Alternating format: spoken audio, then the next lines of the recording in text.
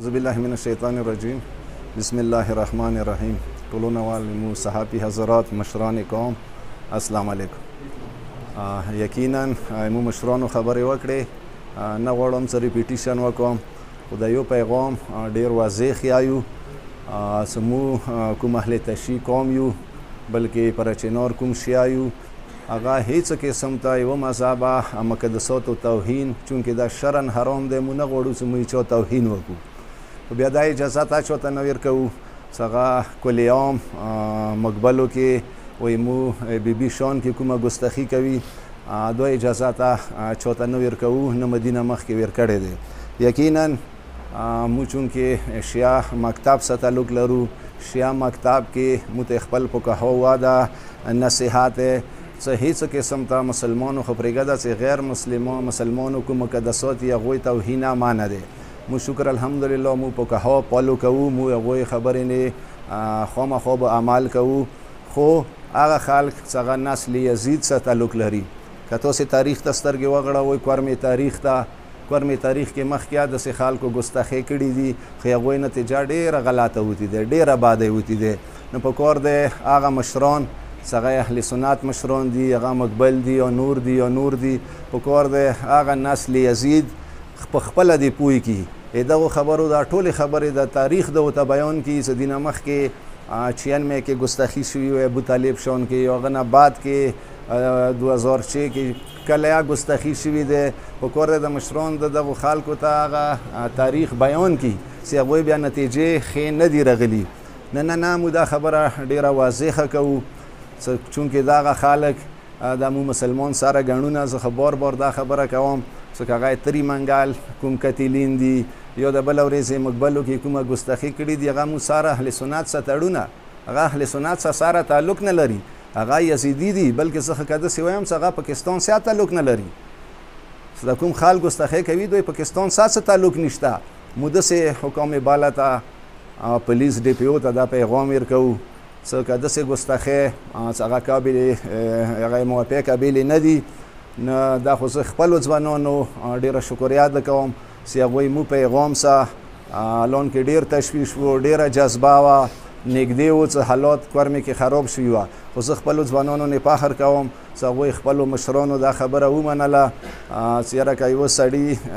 نسل یزید ګستاخي وکړي، هغه په خلاف یا مو نزیبا ویډیو وکړو یا هغه په خلاف څه کروایي وکړو، دې دا مقصد دی چې موږ هغه دښنه سه مرګلي یو، هغه دښمن د خلصوو. زه خپلو ځوانانو نه فخر کوم چې هغوی مو خبره بلکې ټولو مشرانو خبره ومنله. هېڅ قسم ته ګستاخۍ او چا مقدساتو توهین نه دی شوی. که زنا خلک لکه څنګه جلال سره خبره وکړه،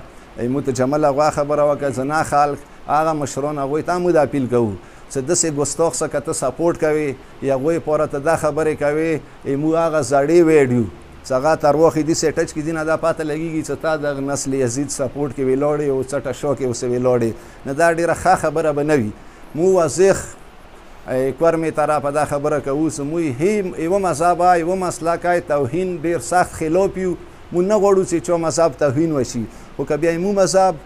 او بیا بی شان کې ګستاخي کېږي، یقین وکړه چې دا بالکل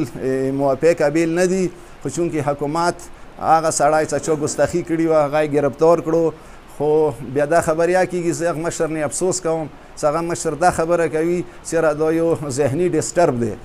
یو ذهني ډسټرب سړی لګیا دی، 100 کسان نور ورته ولاړ دي، هغه یې د ذهني ډسټرب خبرو ته سپورټ کوي، هغه ورته خواندي، هغوی ورسره ملګري وي، بیا الټا دا خبریا ورته کوي. دا یو اسفلیه نشان دی چې یو غږ ورته کوي چې دا ویډیو باندې کې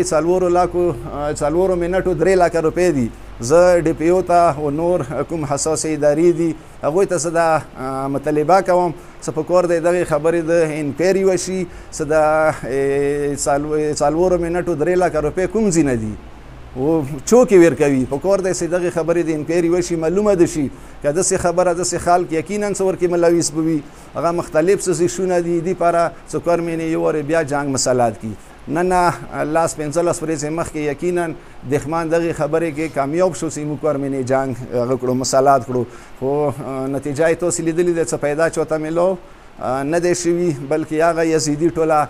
هغه تکفیري ټوله څه هغه پاکستان کې ګرځي مختلفو شکلو کې شیعو خلکو ته دا ښیي چې یاره شیعه د کورمې کې دا ظلمونه کوي دا ظلمونه د کوي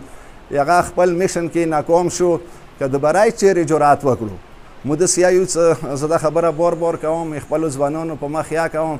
څه که څوک امن غواړي ټولو نه اول امن مو توري خوښ دی ویلې څه امن توري ما پادو کې دی ویلې تعلیم ما دی میډیکل ته د ما بچای وځي انجینیرینګ ته د ما بچای وځي ټولو نه اول امن د توري ضرورت دی که بیا یې چوخمه خو نه ودرېږي جنګ یې خوښ دی بیا یې مو 100% اوسه خوښ دی بیا بالکل موږ چونه د امن چونه په سوال نه غواړو څه ته مو ته امن راکړه بس دی مو ډېر ضرورت دی بالکل مو ضرورت دی بالکل امن غواړو که بیا داسې تکفیري ټولي داسې یزیدي ټولي څه هغه ډېر دغې ته خوشحال دی څه جنګ د کورمینې مسالات وي جنګ د کورمینې مسالات وي زه ډېر واضح ښیایم که آینده چا دا جرأت وکړو څه کورمینې جنګ مسالات کولې کوشش وکړو بیا به ډېره غلطه نتیجه وي بیا به هغه ټول ذمهداري مغې تکفیري ټولي نه وي څه هغه خوشحال دی څه کورمینې هغه کې جنګ مسالات کې بیا دا ټول ذمهدار یې مغه دی دین علاوه بله خبره له کوم پاکستان کې کوم بیل سینټ نه او تا مخکې پوه شو زه هغه نه ډېرې خبرې نه کوم مو علماو څوره پاکستان علما دي هغه ټول یې وپېژني دي کوم آرډر علماو متوه کړو انشاءالله هغوی سره به مو شانه به شانه ولاړو دا بیل مو مسترد کوو لکه څنګه جمعې ورځې مو پېشیمان هغو کومه یوه خبره وکړه څه که دا بیل مسترد نه شو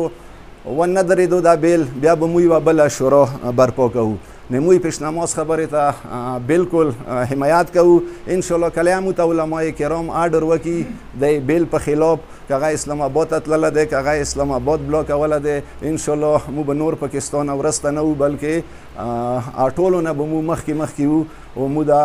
حکام بالا ته دا یو داسې بیل څه هغه کې یزید و یزیدي ټولې ته سپورټ میلاویږي مو هغه بیل انتهایي هغه یو